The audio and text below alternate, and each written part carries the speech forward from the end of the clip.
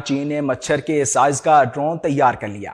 چینی سائنسدانوں نے ایک ایسا انتہائی چھوٹا اور ہلکا پھلکا ڈرون تیار کیا ہے جو سائز میں مچھر جتنا ہے، جسے مستقبل میں فوجی اور طبی مقاصد کے لیے استعمال کیا جا سکتا ہے، جسے اسمارٹ فون کے ذریعے کنٹرول بھی کیا جا سکتا ہے۔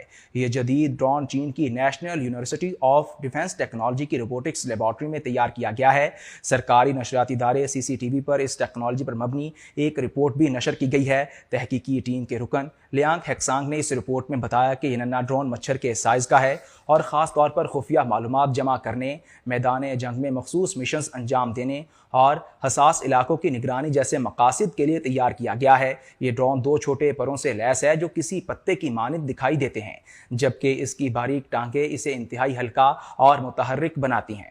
اسے اسمارٹ فون کے ذریعے کنٹرول کیا جا سکتا ہے، جس سے اس کی افادیت مزید بڑھ جاتی ہے۔ ماہرین کا کہنا ہے کہ اس طرح کے مائکرو ڈرونز کی تیاری میں سب سے بڑا چیلنج ان کے اندر سینسرز، پاور یونٹس اور کنٹرول سرکٹس کو محدود جگہ میں نصب کرنا ہوتا ہے۔